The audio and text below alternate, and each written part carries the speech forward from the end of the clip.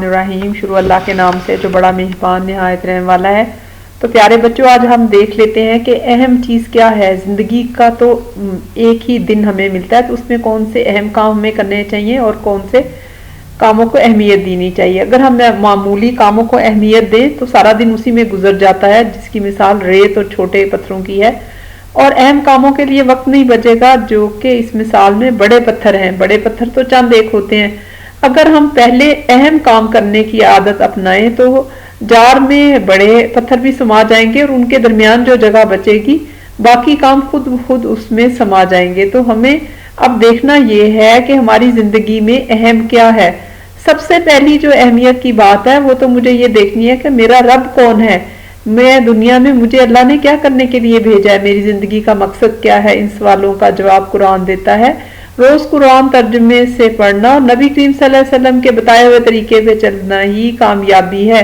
سیدھا رستہ ہمیں قرآن ہی دکھاتا ہے۔ تو آج سے عہد کریں کہ آپ ترجمے سے قرآن بھی سمجھ کر پڑھیں گے اور حدیث بھی پڑھیں گے۔ تو آج ہم سطح مرتفع کے بارے میں پڑھتے ہیں۔ سطح مرتفع کو انگلش میں پلیٹو کہتے ہیں۔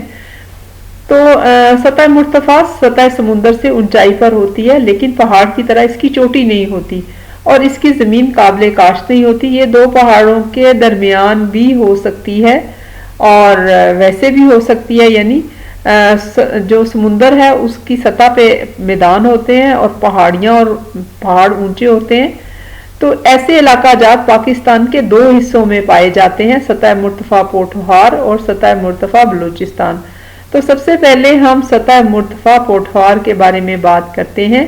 یہ سطح مرتفع پوٹھوہار جو ہے دریائے جہلم اور دریائے سندھ کے درمیان شمالی حصہ میں سطح مرتفع پوٹھوہار واقع ہے۔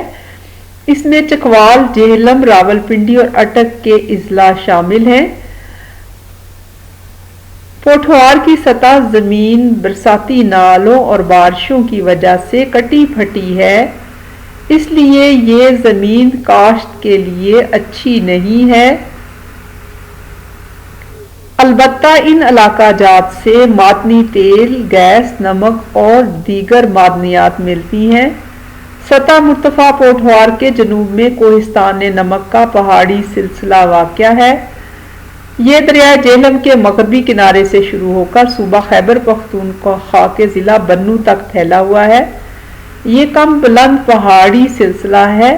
یہ پہاڑی سلسلہ جہلم، خوشاب اور میاں والی وغیرہ کے اضلاع پر مشتمل ہے۔ آپ نقشے میں بخوبی دیکھ سکتے ہیں۔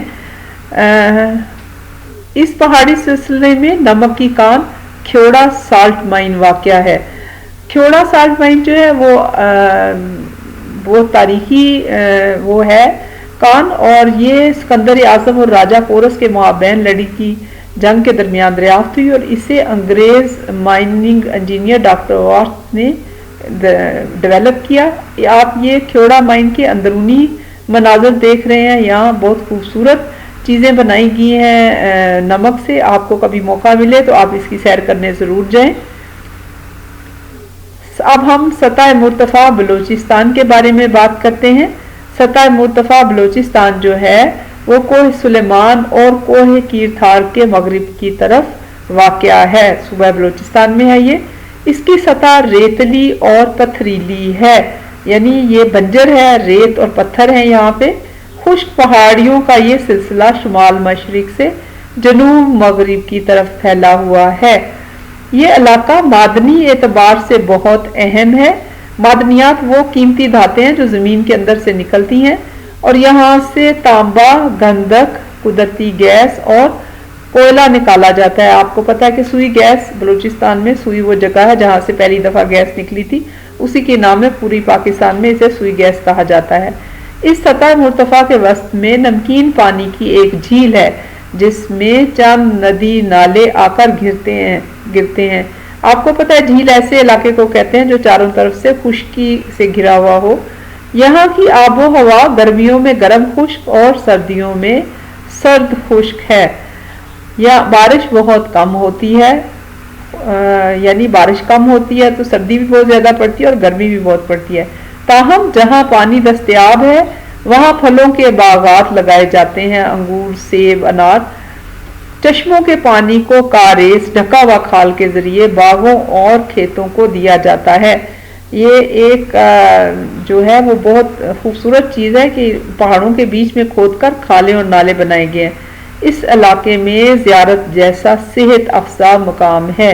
तो प्यारे बच्चों, अपनी तालीम तवज्जो से हासिल करना आपका मकसद होना चाहिए। स्कूल में तवज्जो से पढ़ना, उस्ताद की इज्जत करना और ये अपने ऊपर लाजिम कर लेना कि रोज़ का रोज़ होमवर्क करना है।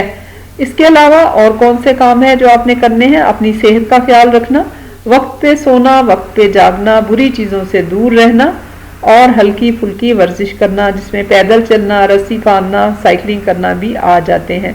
उम्मीद है आपको आज का सबक पसंद आया होगा। इसको लाइक और शेयर करना ना भूलिए और अपनी ज़िंदगी में कुरान को एक दफ़ा तर्जुमे से ज़रूर पढ़ें।